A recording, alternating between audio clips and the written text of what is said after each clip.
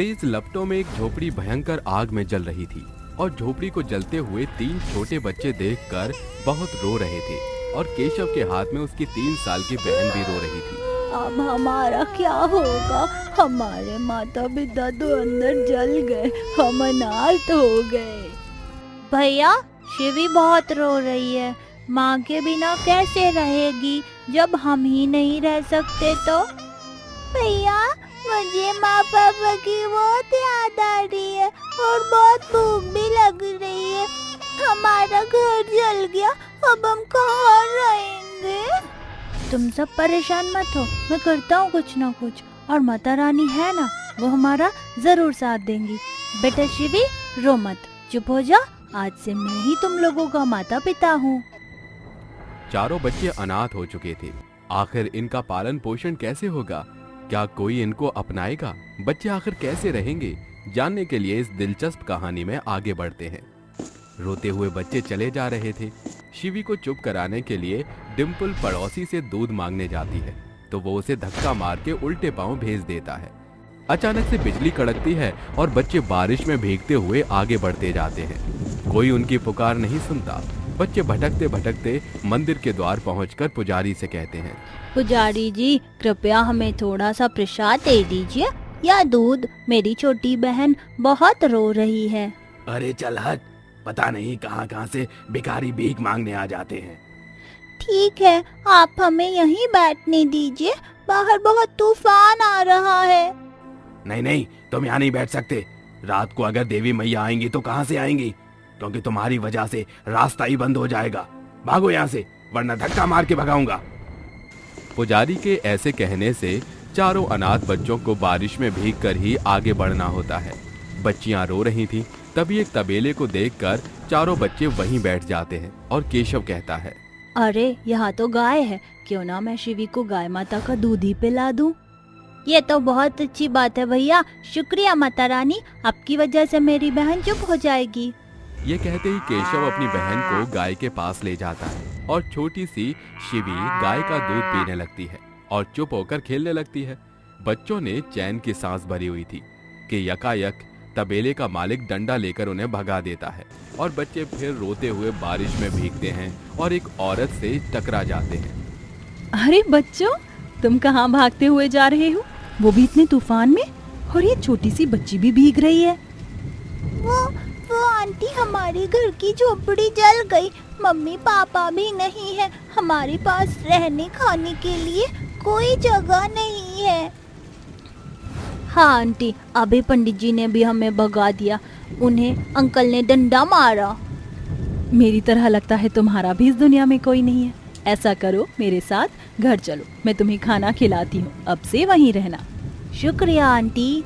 दुर्गा नाम की औरत शिवी को गोद में लेकर उन अनाथ बच्चों को अपने घर ले आती है और बच्चों के कपड़े बदलवाकर उन्हें अपने हाथ से खाना खिलाती है और कहती है, बच्चों, तुम्हें कुछ चाहिए बताओ, तुम्हारी पसंद का खाना बना दूंगी मैं। आंटी, मुझे दही भल्ले और साबूदाना की खीर बहुत पसंद है, और मुझे कड़ी पकौड़ा। ये क्या, तुम मुझे आंटी मत बोलो, अब से मैं ही तुम्हारी माँ हूँ, तो मुझे माँ ही कहना, तभी बनाऊंगी मैं तुम्हारा फेवरेट खाना। और केशव तुम? मुझे कुछ भी नहीं, मुझे आपसे माँ का प्यार मिल गया, वही बहुत है मेरे लिए। ये बात सुनते ही दुर्गा की आंखें नम हो जाती हैं और वो चारों बच्चों को अपने सीने से लगाती हैं और उनका ख्याल रखती हैं। अपने हाथ से खाना खिलाती है, अपनी गोद में सुलाती है और शिवी के साथ खेलती है। अले अले अले, मेरी शिवी के दांत निकल रहे हैं, तो अब से ये खिचड़ी भी खाएगी, है ना बेटा? हाँ माँ, पता है इसने मेरी उंगली भी काट ली थी।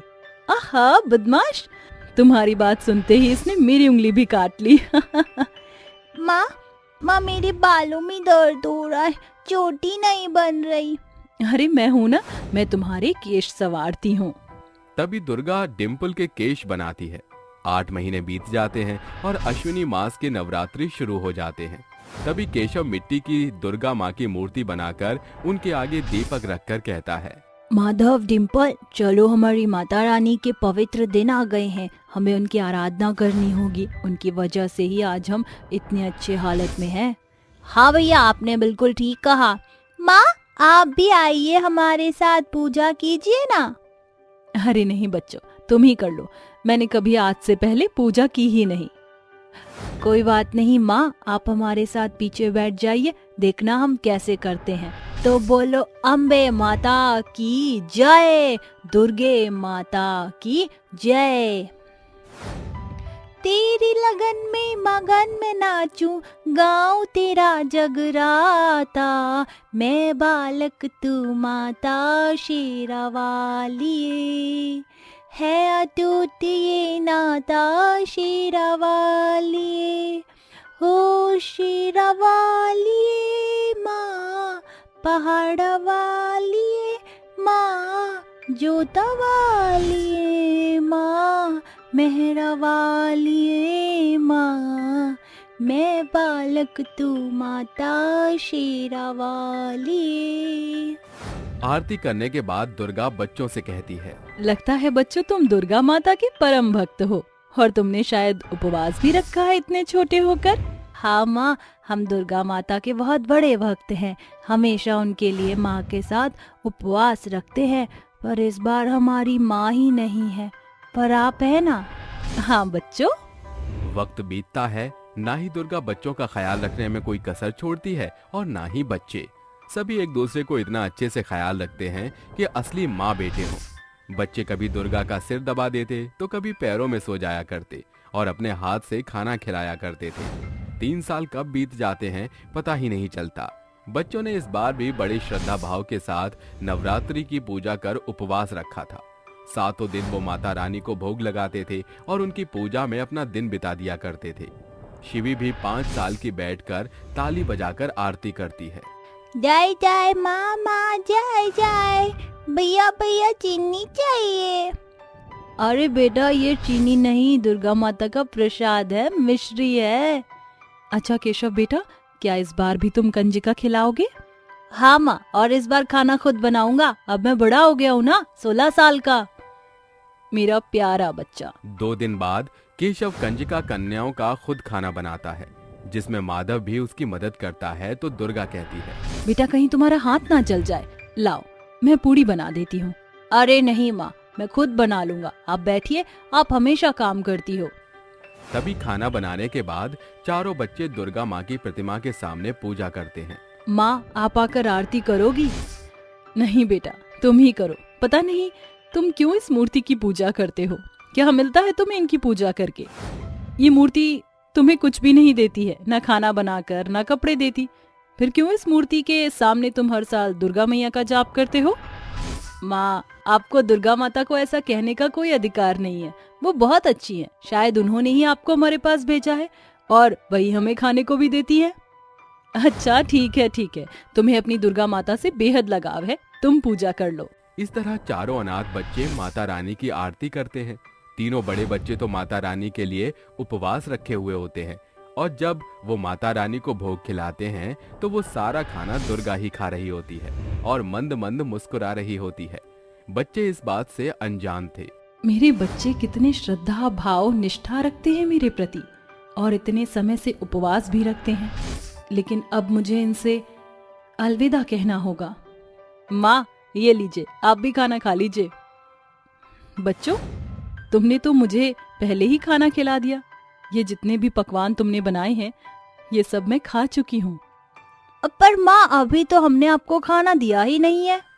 अभी तुमने मुझे ही तो खाना खिलाया था। ये कहते ही दुर्गा माँ एक दिव्य रोशनी में उनके सामने प्रकट होकर कहती हैं, बच्चों मैं तुमसे तुम्हारी निष्ठा भाव से अत्यंत प्रसन्न हूँ। तुम्हारी जैसा प्रेम मुझे किसी ने नहीं किया है।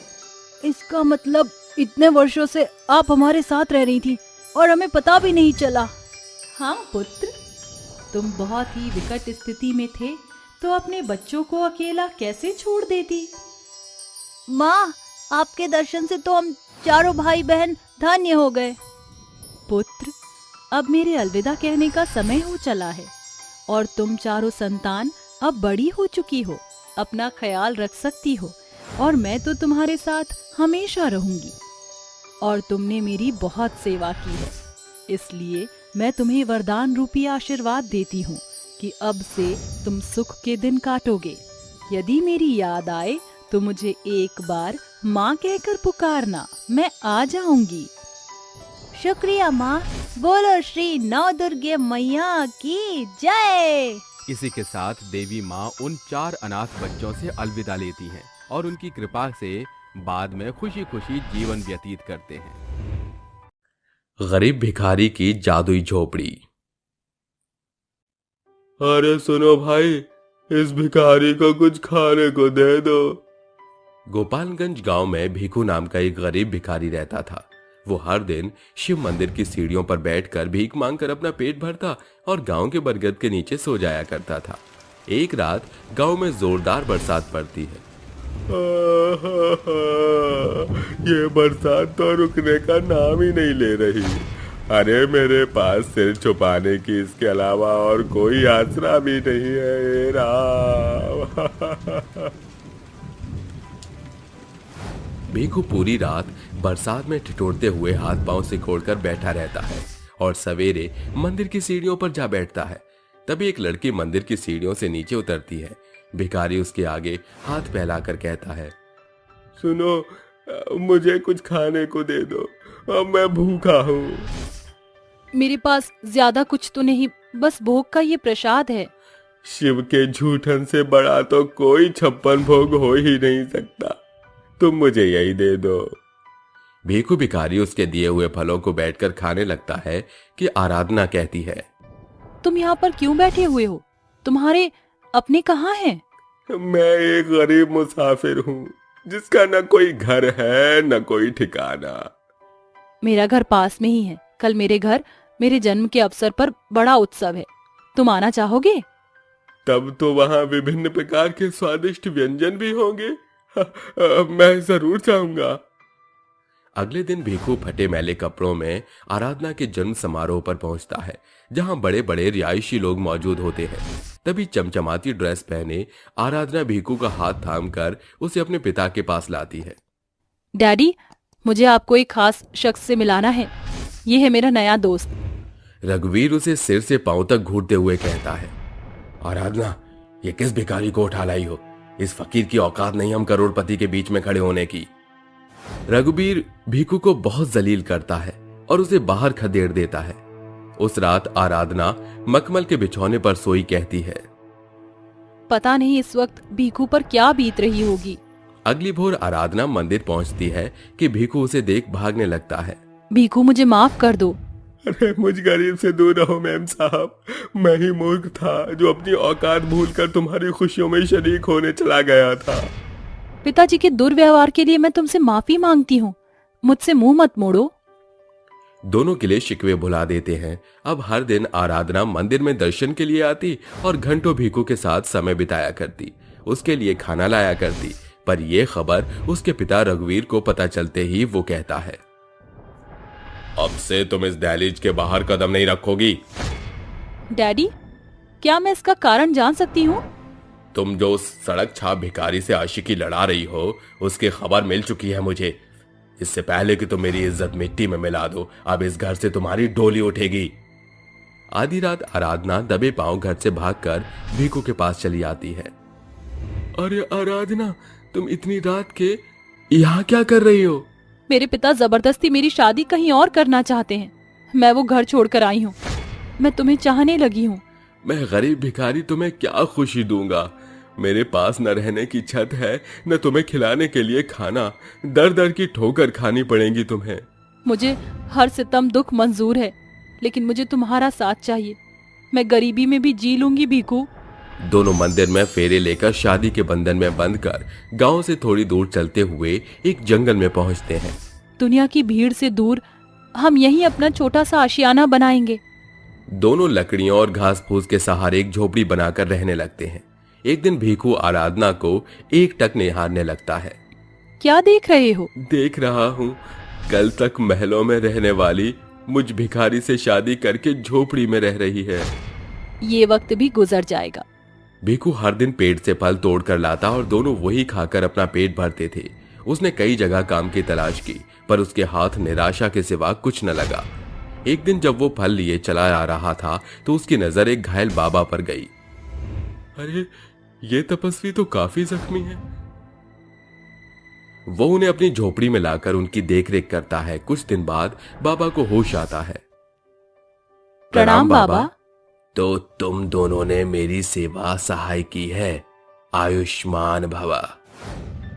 बाबा आंखें बंद करके जैसे ही उनके माथे पर हाथ धरे हैं, वो उनकी बदहाली को भाप जाते हैं और मन में कहते हैं, इनका जीवन तो थोड़ी ही कठिनाइयों के साथ व्यतीत हो रहा है। तुम थोड़े में विश्वास योग्य रहे, ईश्वर तुम्हें बहुतायत का वारिश बनाए। बाबा अपने कमंडल के जल का छिड़काव उनकी झोपड़ी में करके वहां से चले जाते हैं। अचानक उनकी घास फूस की झोपड़ी सोने की जादुई चमचमाती झोपड़ी में बदल जाती है, जिसे देख दोनों के मुंह खुले रह जाते हैं। ये कैसा चमत्कार है? फिर झोपड़ी के अंदर की जगह अपने आप सरक कर चौड़ी हो जाती है। अरे ये झोपड़ी एकदम महल जितनी बड़ी कैसे हो गई? जरूर वो तपस्वी कोई देवता थे। भूख के मारे पेट में खलबली मची हुई है, काश कुछ खाने को मिल जाता। भीखू के कहते ही झोपड़ी की छत से अचानक तेज रोशनी प्रकट होते ही उनके पास ढेर सारा खाना आ जाता है। ये तो सचमुच एक जादुई झोपड़ी है जो हमारी मांग को पूरी करती है। उस रात दोनों खा पीकर बड़े ही चैन से सोते हैं। अगली भोर आराधना कहती है, मेरे पास एक भी अच्छे कपड़े नहीं बचे, क्या ये जादुई झोपड़ी मुझे कपड़े दे सकती है? जादुई झोपड़ी हमें नए कपड़े दे। जादुई झोपड़ी उन्हें दर्जनों रंग बिरंगे नए कपड़े देती है। ये जादुई झोपड़ी तो हमारी हर बात मानती है। समय गुजरता है। एक सवेरे दोनों टहलने के लिए जंगल से बाहर निकलते हैं, जहां एक औरत सड़क पर पड़ी मदद की गुहार लगाती है। अरे कोई मदद करो। अरे वो औरत बड़ी परेशान लग रही है, चलो चलकर उसकी मदद करते हैं। दोनों उसके पास आकर उसका हाल पूछते हैं। क्या हुआ काकी, आप इतना परेशान क्यों हैं? ये मेरी बच्ची है, इसका शरीर बुखार से तप रहा है कि मुझ अभागन के पास एक भी पूटी कौड़ी नहीं जो इसका इलाज करा सकूं। हमारे साथ चलिए, हम आपकी मदद करेंगे। भीखू उस मरियल बच्ची को उठाकर अपनी झोपड़ी के अंदर ले आता है। जादुई झोपड़ी, मुझे ऐसी असरदार दवाई दो जिससे कि यह बच्ची एकदम ठीक हो जाए। जादुई झोपड़ी अपने अंदर से जड़ी बूटियों से बनी दवाई प्रकट करती है। दवाई के पिलाते ही वो बच्ची उठ खड़ी होकर कहती है, देखो दादी, मैं ठीक हो गई। नेहा मेरी बच्ची, ये कैसी जादुई झोपड़ी है जो एकदम बर्फ जैसी शीतल है। इसकी असरदार दवाई से मेरी पोती एकदम टनाटन हो गई। तुम्हारा शुक्रिया। वो औरत अपनी पोती के साथ चली जाती है। एक दिन एक भिखारी उनकी झोपड़ी का दरवाजा खटखटाकर कहता है, कोई है इस सोने की झोपड़ी में? मुझे कुछ खाने को दे दो, मैं हफ्तों का भूखा हूँ। भिखारी और कोई नहीं बल्कि आराधना का पिता होता है। पिताजी, आप इन हालातों में? तुम मुझे छोड़कर क्या गई? तेरा पिता फकीर बन गया। शायद ईश्वर ने मुझे एक गरीब को नीचा दिखाने की सजा दी है। ससुर जी, मेरे मन में आपके लिए कोई रंजिश नहीं। ये जादुई झोपड़ी पिताजी को उनके पहले हालात वापस लौटा दे। जादुई झोपड़ी जंगल से उखड़कर रघुवीर को अपने अंदर सवार करके हवा में लहराती हुई उसके घर तक छोड़ आती है। बिटिया, क्या बीती बातें भूलकर हम दोबारा एक साथ नहीं रह सकते? पिताजी, हम यहाँ की भीड़ भाड़ से दूर जंगल में बसे अपनी झोपड़ी में बेहद खुश हैं। जादुई झोपड़ी उन्हें अपने अंदर समाकर वापस से जंगल में आ जाती है और दोनों हंसी खुशी रहने लगते हैं। और जब भी कोई जरूरतमंद गरीब उनकी झोपड़ी के पास आता तो वो उनकी मदद किया करते थे। जादुई सोना शहर। जैसे ही बबीता अपनी 5 साल की बेटी कनक के साथ बुलंदशहर स्टैंड पर उतरती है तो कनक कहती है, लगता है माँ ये सोना शहर है। जरा देखो तो, हर एक इंसान सर से लेकर पांव तक सोने में लदा हुआ है और यहाँ हमारे पास खाना खाने को एक पैसा तक नहीं। इस शहर की तरह ही इन सभी रईसों का भाग्य बड़ा ही बुलंद है, तभी तो इन सभी के तन सोने से सजे हुए हैं। दोनों माँ बेटी अपनी पोटली पकड़े हुए वहाँ से चलने लगती हैं। चलते हुए दोनों मीलों की दूरी पार करके एक रिहायशी इलाके में दस्तक देती हैं। तभी बबीता जैसे ही डोरबेल बजाती है, गहनों में सजी धजी रईस सनाया दरवाजा खोलती है। कहो, क्या काम है? मेम साहब काम की तलाश में शहर आई हूँ। कोई काम काज हो तो कहिए। काम तो इतना है कि तुम कर नहीं पाओगी। पहले पूरा घर अच्छे से देख लो, परख लो, उसके बाद बताना। दोनों घर के भीतर घुसकर चारों ओर निगाह दौड़ाने लगते हैं, जहाँ संपूर्ण विलासिता की वस्तुएं शुमार थी। मेम साहब, मैं सारा काम निपटा लूंगी, बदले में पूरे काम का ज्यादा नहीं 5,000 पगार लूंगी। अरे पागल हो गई हो? 5,000 पगार, वो भी पहले महीने में? ना बाबा ना, मैं सिर्फ 1,500 रुपए दूंगी। मेम साहब, आप तो इतनी अमीर हैं, सर से पांव तक सोने से लदी हुई हैं। अब 5,000 की पगार से आपके घर में कुछ फर्क नहीं पड़ेगा, मगर मुझ गरीब माँ और मेरी बेटी का पेट भर जाएगा। अब तो माँ बेटी का पेट पहाड़ है तो मैं भला क्या करूं? पगार में मैं 1,500 से एक पाई ज्यादा नहीं दूंगी। मेम साहब, इस महंगे शहर में रहने के लिए एक झुग्गी झोपड़ी भी 2,000 से नीचे की नहीं होती। अगर 100 रुपए में भी हम अपना पेट भरेगा तो 5,000 चाहिए। अरे रे, ठीक है, उसका भी बंदोबस्त करवा देती हो। ये बगल वाली सुनहरी कोठी मेरी सहेली इनायत की है, उसे काम वाली बाई की जरूरत है। अगर तुम्हारा काम पसंद आ गया तो वो तुम्हें 3,000 पगार देगी। मैं भी 2,000 पगार देने की कोशिश करूंगी, विश्वास करके। एडवांस दे रही हूँ, लेकिन फर्र मत हो जाना। बहुत बहुत शुक्रिया मेम साहब। मिले हुए पैसों से बबीता एक बस्ती की झुग्गी का भाड़ा देकर वहाँ बसेरा बना लेती है। बिटिया, बाहर के ठेले से 10 रुपए की डबल रोटी लिया। एक एक पाई बहुत सोच समझ कर खर्च करना होगा। ठीक है माँ। कनक फटाफट दौड़कर डबल रोटी ले आती है। वो डबल रोटी बबीता कनक को खिला देती है और खुद भरपेट पानी पीकर कहती है, ये भी क्या दोहरी जिंदगी है। ये शहर एक और जहाँ रईसों के लिए स्वर्णिम शहर, वहीं हम जैसे छोटे तबकों के गरीब लोगों के लिए कोयले की खान है। यहाँ जब तक हाथ पांव चलाओ खाना खाने को मिलेगा, वरना भूख की आग में जूझना पड़ेगा। अगले सवेरे बबीता अपनी बेटी शनाया के घर का काम खत्म करती है, जिसके बाद वो बगल में उसे इनायत के घर आती है। इनायत की बोली में बड़ा रूखापन था। कौन हो? कहाँ से आई हो? मेम साहब, वो शनाया मैडम ने भेजा है। अरे जरा ठहरो, ये क्या मैले कुचैले कपड़े पहने मुंह उठा के चली आई हो? अरे मेरे घर में नौकर बनने के लायक नहीं हो तुम। सबसे पहले तुम्हें हमारे साँचे में ढलना पड़ेगा। इनायत बबीता को सारा काम समझाती है। अरे रे, जरा मेरे जेवरों से दूर रहो। बबीता कामकाज करके वहाँ से अपने घर चली आती है। ऐसे ही एक सप्ताह बीत जाता है। एक रात दोनों माँ बेटी आपस में बातें करती हैं। माँ, बेशक ये शहर बड़ा अमीर है, मगर इन बड़े लोगों के दिल उतने ही छोटे हैं। ये किसी की मदद नहीं करते, तभी तो अक्सर ये अस्पतालों में पैसे झोंकते हैं। हाँ बेटी, ये अमीर लोग किसी भी गरीब के सगे नहीं हैं। ये तब तक ही तुम्हें दमड़ी देंगे जब तक तुम्हारी चमड़ी चलेगी। माँ, सोचो कितना अच्छा होता ना कि सारा शहर सचमुच में सोने का होता, तो किसी को भी किसी की गुलामी ना करनी पड़ती। बेटा, सपने को सोचने का क्या फायदा जो पूरा ना हो सके। अच्छा, रात बहुत हो चुकी है, सो जाओ। सोचते सोचते दोनों माँ बेटी नींद के आगोश के पड़ाव को पार करके सोना शहर की स्वप्न नगरी में प्रवेश करती हैं। ये सच है या फिर हमारी आंखों का भ्रम? ये सारा शहर सोने का कैसे हो सकता है? माँ, मुझे तो ऐसा जान पड़ता है कि ये जादुई सोना शहर है। यहाँ के पेड़ पौधों से लेकर सड़कें तक भी सोने से सजी हुई हैं। दोनों माँ बेटी की नजर एकाएक ट्रैफिक पर पड़ती है, जहाँ सैकड़ों सोने की गाड़ी कतार में खड़ी हो जाती है। राजू नाम का एक बच्चा भूख से कुम्हलाते हुए एक गाड़ी का दरवाजा पीटता है। अरे मेम साहब दरवाजा खोलो ना, इस भूखे बच्चे को कुछ खाने को दे दो। अंदर बैठी महिला सोने की साड़ी पहने जोर से दरवाजा बाहर की ओर खोलती है कि बेचारा भूखा राजू छटकते हुए दूर जा गिरता है। उसके हाथ पांव में गहरी चोट आ जाती है, जिसके साथ खून का रिसाव शुरू होता है। तुम भूखे भिखमंगे अमीर लोग देखते नहीं कि चले आते हो गरीबी का जाल बिछाने, ताकि हम उसमें फंसकर तुम्हें पैसे दें।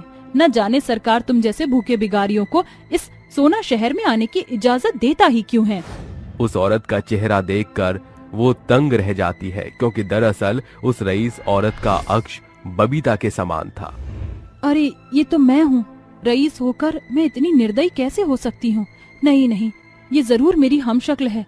बेचारे बेबस गरीब को खाना देने के बजाय उसका खून बहा दिया इस औरत ने।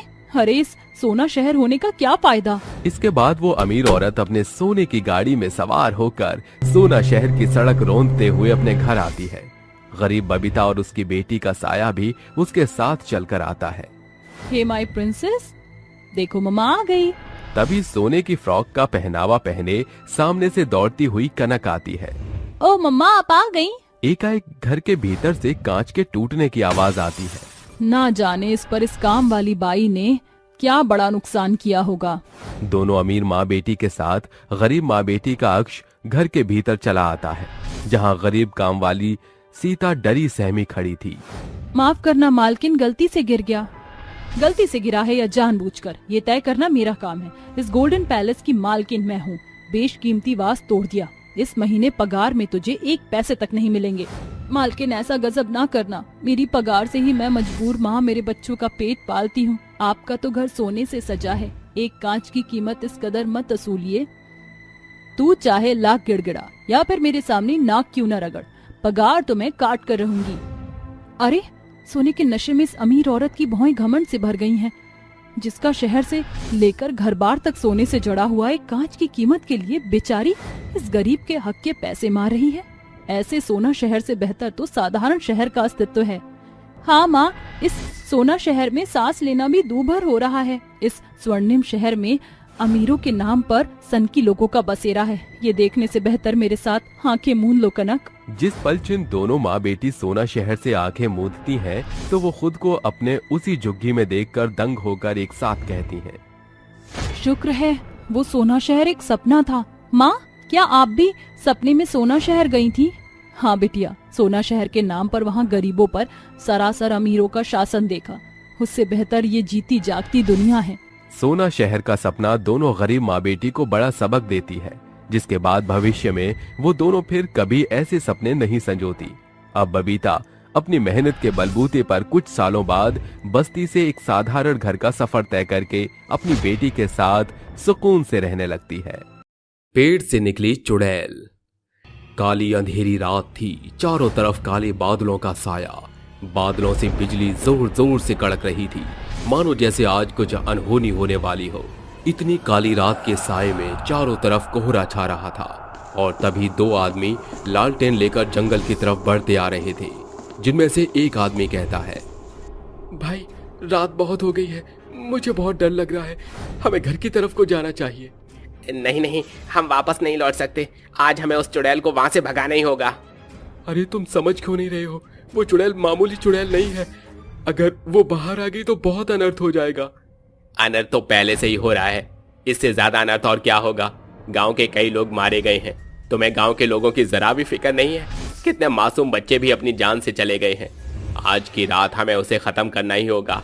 जैसा जैसा पंडित ने बताया है, मुझे सब कुछ याद है। तुम फिक्र मत करो, हमें कुछ नहीं होगा। रंजीत लालटेन लेकर आगे की तरफ बढ़ता चला जाता है। जंगल की कुछ ही दूरी पर चलने के बाद एक बहुत बड़ा घना पेड़ दिखाई देता है, जिसके चारों तरफ काले काले बादल मंडरा रहे होते हैं। तभी रंजीत मंत्र पढ़ना शुरू करता है। वक्त तुंड महाकाय सूर्य कोटि समप्रभा निर्विघ्नं कुरु मे देव सर्वकार्येषु सर्वदा। जैसे ही रंजीत मंत्र को पूरा करता है, पेड़ जोर जोर से हिलने लगता है और उस पेड़ में से 2 बहुत बड़े हाथ निकलकर बाहर आते हैं। ये सब देखकर प्रवेश वहां से भाग रहा होता है, लेकिन पेड़ का हाथ उसे पकड़ लेता है, जिसके बाद उस पेड़ के अंदर से एक बहुत भयानक चुड़ैल निकलकर आती है और प्रवेश को देखकर कहती है, ताजा ताजा लग रहा है, मुझे खाने पर तो बहुत मजा आएगा। चुड़ैल, चुड़ैल मुझे छोड़ दे। चुड़ैल, मैंने तेरा कुछ नहीं बिगाड़ा। मुझसे बहुत बड़ी गलती हो गई जो मैं इसकी बातों में आकर यहाँ पर आ गया। तुझे मैं ऐसे कैसे छोड़ दूं? तुझे खाकर तो मैं अपना पेट भरूंगी।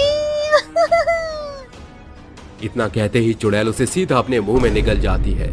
ये सब नजारा रंजीत अपनी आंखों से देख रहा होता है, जिसके बाद रंजीत अचानक से बेहोश होकर वहीं गिर जाता है। अगले दिन जैसे ही सुबह होती है, रंजीत की आंखें खुलती हैं और वो अपने सामने गांव के सभी लोगों को खड़ा हुआ देखता है, जिसके बाद वो बुरी तरह घबरा जाता है और घबराहट में कहता है, क्या मैं जिंदा हूँ? क्या उसने मुझे छोड़ दिया? क्या मैं अभी भी धरती पर हूँ या फिर स्वर्ग में पहुंच गया? तभी एक आदमी उससे कहता है, अरे तुम्हें कुछ नहीं हुआ, तुम बिल्कुल सही सलामत हो और हमारे सामने बैठे हो। रात के अंधेरे में तुम उस मनहूस पेड़ के पास क्या करने गए थे? रंजीत इतना सुनते ही जोर जोर से रोने लगता है और गांव वालों से कहता है, मैं उस चुड़ैल को मारने के लिए गया था। उस चुड़ैल ने मेरी पत्नी और मेरे बच्चे को मार दिया। मुझे उस चुड़ैल से मेरी पत्नी और मेरे बच्चे की मौत का बदला लेना था। वो चुड़ैल सच में बहुत शक्तिशाली है। उस चुड़ैल के सामने हम लोग कुछ नहीं कर पाए। उसने मेरे दोस्त प्रवेश को भी मार दिया। तभी एक बूढ़ा आदमी आता है और रंजीत से कहता है, तुम्हें नहीं पता, वो बहुत पुराना पेड़ है, लगभग 100 साल पुराना। उसके अंदर जो चुड़ैल है वो बहुत शक्तिशाली है और कई सालों से उस पेड़ के ऊपर कब्जा करके बैठी है। कुछ समय पहले की बात है, चुड़ैल इसी गांव में एक कुमार की बेटी हुआ करती थी, लेकिन बदकिस्मती से मुखिया के बेटे राहुल से अपना दिल लगा बैठी। वो बेचारी नहीं जानती थी कि वो जिससे प्यार करती है वो सिर्फ उसके साथ टाइम पास कर रहा था। जब इस बात का पता मुखिया को लगा तो मुखिया को बहुत गुस्सा आया और उसने अपने बेटे से कहा, जिस लड़की के चक्कर में तुम पड़ रहे हो वो हमारे खानदान के लायक नहीं है। अरे पिताजी, आपने सोच भी कैसे लिया कि मैं उस गंवार लड़की से प्यार करता हूँ? अरे मैं तो सिर्फ अपना दिल बहला रहा था। आप तो जानते ही हैं, जब से मैं शहर से आया हूँ मेरी तो पूरी अय्याशी ही बंद हो गई है, और हम ठाकुर होकर भी अय्याशी न करें तो लानत है हम लोगों पर। अपने बेटे की ये बात सुनकर मुखिया अपने बेटे से कहता है, अरे बेटा, मुझे माफ कर दो, मैंने तुम्हारे बारे में एक बार भी नहीं सोचा। आज ही मैं तुम्हारे लिए एक जश्न करवाता हूँ, उसमें तुम्हारे लिए बाहर से लड़कियां मंगवा दूंगा, तुम्हें जितनी अय्याशी करनी है कर लेना। मुखिया ने उस रात अपने बेटे के लिए कई सारी लड़कियों को बुलवा दिया। राहुल शराब के नशे में धुत पूरी अय्याशी कर रहा था। ये सब उस गरीब कुम्हार की बेटी रागिनी ने किसी तरह छुपकर उनके घर में जाकर देख लिया। ये सब वो बर्दाश्त नहीं कर पाई, जिसके बाद रागिनी वहां से भागती हुई जंगल के उस पेड़ के पास पहुंच गई, जहां वो बैठकर रोने लगी। तभी उसके पास काली शक्तियां वाली औरत आई, जिसने उससे कहा, मैं जानती हूँ कि तुम यहाँ क्यों बैठी हो और क्यों रो रही हो, लेकिन इस तरह रोने से कुछ नहीं होगा। मेरी बात मानो और उन सभी से बदला लो। लेकिन मैं राहुल से प्यार करती हूँ, मैं उससे बदला कैसे ले सकती हूँ? जिसने तुम्हारे साथ इतना बुरा किया तुम उससे कैसे माफ कर सकती हो? तभी वो औरत रागिनी के सिर पर हाथ रखती है और उसे पूरी घटना दिखाती है, जिसे देखने के बाद रागिनी उस औरत से कहती है, अरे ये तो मेरे साथ बहुत गलत हुआ। राहुल ने मुझे इतना बड़ा धोखा दिया, क्या सिर्फ मैं उसका दिल बहलाने के लिए थी? हाँ, अब वक्त है सबको उनकी करनी की सजा देने का। इस दुनिया में सभी लोग धोखेबाज होते हैं। मैं तुम्हें मारकर अमर करना चाहती हूँ। उस काली शक्तियों वाली औरत ने रागिनी को अपनी बातों में फंसा लिया और उसकी उस पेड़ के सामने बलि चढ़ा दी, जिसके बाद उसने उसकी आत्मा को उस पेड़ के साथ जोड़ दिया। जब तक उस पेड़ से उसकी आत्मा अलग नहीं होगी, उस पेड़ से रागिनी की चुड़ैल कभी मुक्त नहीं होगी। लेकिन इस चुड़ैल को गांव से निकालने का कोई तो उपाय होगा। अब तुम्हारी मदद सिर्फ अघोरी बाबा ही कर सकते हैं, क्योंकि जितनी शक्ति एक चुड़ैल के अंदर होती है उसकी 10 गुना ज्यादा शक्ति एक अघोरी में होती है, और तुम्हें अघोरी बाबा जंगल में ही मिलेंगे। इतना सुनते ही रंजीत अपने आप को भी नहीं देखता और अघोरी बाबा को ढूंढने के लिए निकल जाता है। सुबह से शाम हो जाती है, लेकिन रंजीत को अघोरी बाबा कहीं नजर नहीं आते। तभी उसकी नजर एक शमशान घाट में पड़ती है, जहां एक अघोरी बाबा तपस्या कर रहे थे। रंजीत उनके पास जाता है और उन्हें उस पेड़ की चुड़ैल के बारे में सब कुछ बताता है, जिसके बाद अघोरी उसकी मदद करने के लिए उसके साथ उस पेड़ तक पहुंच जाते हैं। इस चुड़ैल को भगाने के लिए हमें चुड़ैल की शादी करवानी होगी, लेकिन अपनी बलि कौन देगा? ये सुनते ही रंजीत के हाथ पैर कांपने लगते हैं और ना चाहते हुए भी वो कहता है, मेरा इस दुनिया में अब कोई नहीं है, मैं जीकर क्या करूंगा? इससे अच्छा तो है कि मैं चुड़ैल से शादी करके इन गांव वालों की जिंदगी बचा लूं। रंजीत कुर्बानी देने के लिए तैयार हो जाता है, जिसके बाद अघोरी वहां बैठकर अपनी शक्तिशाली मंत्रों का जाप करने लगते हैं। तभी चुड़ैल पेड़ के अंदर से निकलती है और अघोरी से कहती है, क्या करने आया है तू अघोरी? यहाँ से चला जा, नहीं तो अंजाम अच्छा नहीं होगा। देख चुड़ैल, तुझे इस पेड़ के साथ पूरे 100 साल हो चुके हैं। अपनी मौत का बदला तो तू ले चुकी है और सबको मार चुकी है। अब तो यहाँ से मुक्त हो जा। अघोरी, तू तो जानता है कि मुझे सिर्फ एक ही प्रकार से मुक्ति मिल सकती है, जो हो नहीं सकता। हो सकता है एक इंसान है जो तुमसे शादी करने के लिए तैयार है। तभी रंजीत चुड़ैल के सामने आता है। जैसे ही चुड़ैल रंजीत को देखती है वो अचंभित रह जाती है, क्योंकि रंजीत की शक्ल बिल्कुल उसके प्रेमी राहुल के जैसी होती है। जिसके बाद चुड़ैल उससे शादी करने के लिए तैयार हो जाती है और अघोरी काली शक्तियों के द्वारा उन दोनों की शादी करवा देते हैं। ओम हीम क्लीम चामुंडाय विच्चे नमः। आज से तुम दोनों पति पत्नी हो। जैसे उन दोनों की शादी हो जाती है, पेड़ अपने आप जलकर राख हो जाता है और रागिनी को उस पेड़ से हमेशा के लिए मुक्ति मिल जाती है। जिसके बाद से गांव वाले खुशहाल जीवन जीने लगते हैं।